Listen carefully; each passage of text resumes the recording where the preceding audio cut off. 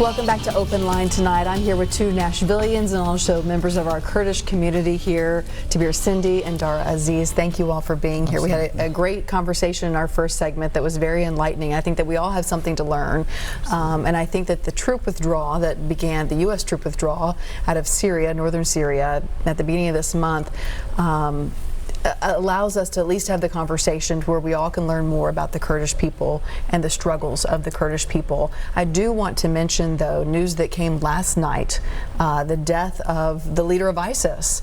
And this is cause for celebration among the Kurdish community. What was your reaction? Well, first of all, I would like to congratulate every American and everyone in the whole world, for that matter, on this great news of Abu Bakr al-Baghdadi being killed.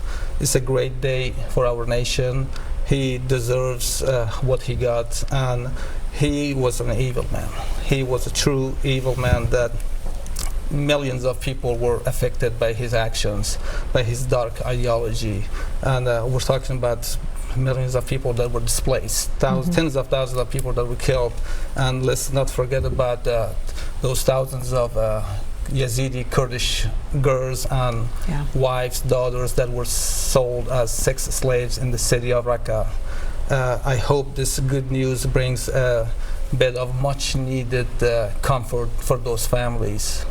But absolutely, what happened at the beginning of the month by Turkish invasion of northern Syria, and by doing that, what happened was that these forces that help the United States and help the whole world, to be exact, to defeat ISIS, to destroy the caliphate that he was envisioning to build. The same forces now are being attacked by Turkey, and Turkey does that by using those jihadis. And we're talking about the same jihadis that conducted and masterminded September 11. And this is no exaggeration. The same people that did that, they just rebranded themselves by Nusra Front and then Levant Front, and the same people are now using a NATO member Air Force to attack those fighters, those men and women that sacrificed their lives both in northern Syria and both in northern Iraq. 2,000 Peshmerga forces were killed in northern Iraq. About 11,000 SDF forces were killed. And after all that, defeating ISIS, now Turkey comes out and attacks these Kurdish forces, which causes a lot of concern for every Kurdish person, and also any American that I have talked to. We have received a lot of support from Americans, phone calls, emails that denouncing Turkish invasion, which made possible by withdrawing U.S. forces from northern Syria. You know, one thing that has happened in such a divided government right now in the world that we live in, in the nation that we live in, the withdrawal of U.S. troops has actually brought people together from across the aisle to denounce it. Which has been quite shocking. Absolutely. It has. Just as Dara mentioned, the amount of support we have received has been tremendously overwhelming. From high school students all the way to college students, from senators, congressmen. We've had this within the people, within the Republicans itself. You know, we greatly appreciate all who supported us during this tragic time, especially Senator Lindsey Graham and Van Hollen. They proposed a bipartisan bill, you know, to force Turkey, or to enforce sanctions on Turkey. Well, I think it was a huge deal, and that bill is still ongoing, you know. So we urge everyone, to reach out to their local representatives to at least put some pressure on the congressional leaderships for this bill, for the bipartisan. It's not over yet. And that's why I want to walk through the different stages that we've seen just so far unfold in the last month, because there has been a lot of back and forth. First there was the withdrawal and received a lot of backlash, and then there was the negotiated ceasefire. And for two people who are very plugged in to what is happening, the long suffering, where things are now, was that a good thing? Was it kind of smoke and mirrors? Was it worthwhile? It is a good thing that the fighting has stopped. It's a good thing that the families are not being displaced at this moment to the degree that they were being displaced before. But there were better options available. Like what? Like what? For example, establishing a safe zone. And a safe zone, not the version that Turkey wants. What Turkey wants is a safe zone for jihadists.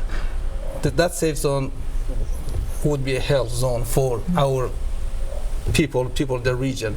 And other than that, a no-fly zone on Northern Syria would solve 90% of the issues. Without the support, without the air support, those jihadis and Turkish army would not have been able to do the damage that they have done. And the Kurdish forces, they're brave young men and women that really strongly fought ISIS, and they would have been able to defend themselves against that Turkish invasion. So yes, a safe zone, a no-fly zone, or just some red line by United States. We know that for the last several months, Turkish army was threatening to attack Northern Syria, and all it took was a tweet from President Trump that said, "I will destroy your economy," and that was enough to prevent them from starting that. So I think that United States, President Trump has the power and still owns the power to stop this invasion and basically tell the truth the way it is to Turkey, that you have no right to attack our allies. These people fought hard. These people defeated ISIS. ISIS was your neighbor for so many years, and you had no problem with them. There are many journalists in Turkey that are in prison right now for showing the documents that prove that yes, the MIT was conducting business with ISIS. So I believe that safe zone would be the best one. This is very elementary, but I think it's worth asking because I don't think I'm the only one wondering it. Why does Turkey want into northern Syria so badly? Well, there are two reasons, if I may elaborate. One is that, first of all, he wants to grab more land. Syria seems to be like a state that is dysfunctional and is about to be partition, so why not try to grab some land, and which it already has done. Turkey has occupied the city of Afrin with thousands of those olive branches and olive trees, and so Turkey, that's one reason. The other thing is that unfortunately they are against Kurds. I mean, President Erdogan publicly has stated that if there is a country on the Mars for the Kurdish people, I will destroy it. This is his word in the code. So, yeah, basically, those are the reasons. Yes. Yeah. And with that being said, it is important to note the initiatives that Erdogan has been taking towards Kurds. For centuries, you know, Turkey as a country, by different administrations of Turkey, has been against Kurds. Turkey never has. They never want to, you know, for the Kurds to gain strength in the neighboring borders. So there's the whole. So we have to understand the main ego of Turkey. What is the content behind this going after Kurds?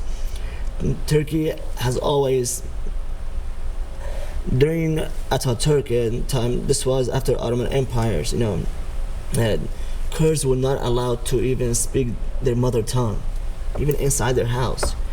The mission was to, you know, the ethnic cleansing of Kurds.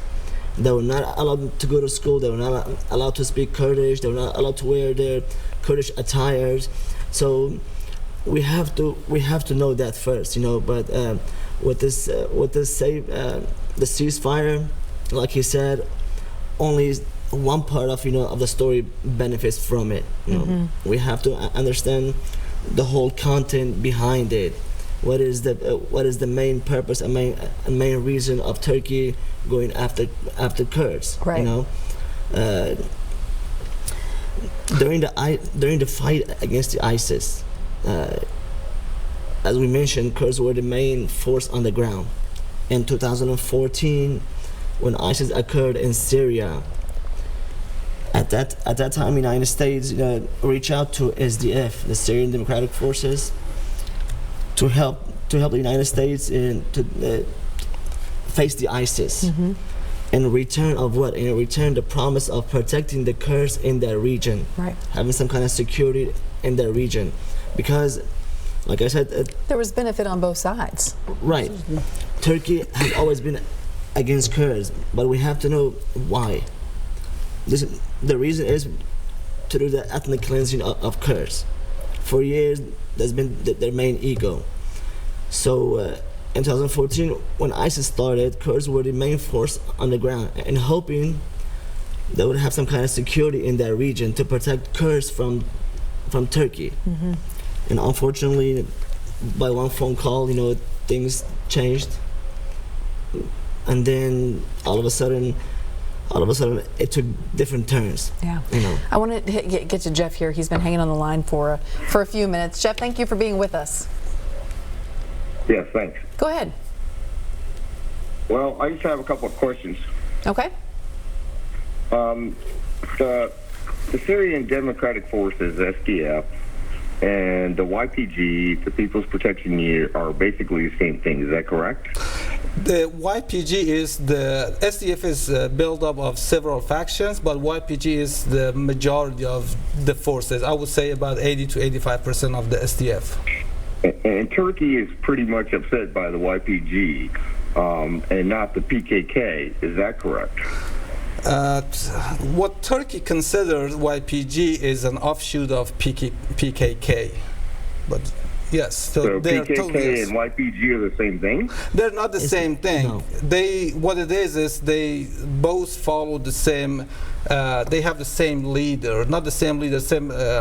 What's a good word for Like that? ideology? Ideology, same ideology, yes. But they are definitely totally two different groups. YPG is 100% Syrian Kurdish people, along with some international volunteers. And different regions too. PKK. Well, I think that's where we're confused, is like where it becomes Turkey and then Syria and then, of course, Iraq, different Kurdish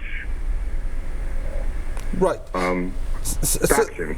Right, so the Kurds are basically trying to get their independence, or at least that's part of their dream. They try to make sure that, and the reason for that independent inquiry is that they want to make sure that what they have gone through, all these genocides committed against them, to stop. And they feel like by having a country, maybe that you are legitimatized, and then people would stop killing you for no reason. So, and in different parts of, for example, in northern Iraq, Kurds would be following whatever party exists in that part, and in Syria it happens to be YPG and PYD, which is the political wings of people in So that's the Syria. Kurdish Democratic Union Party. Yes, sir.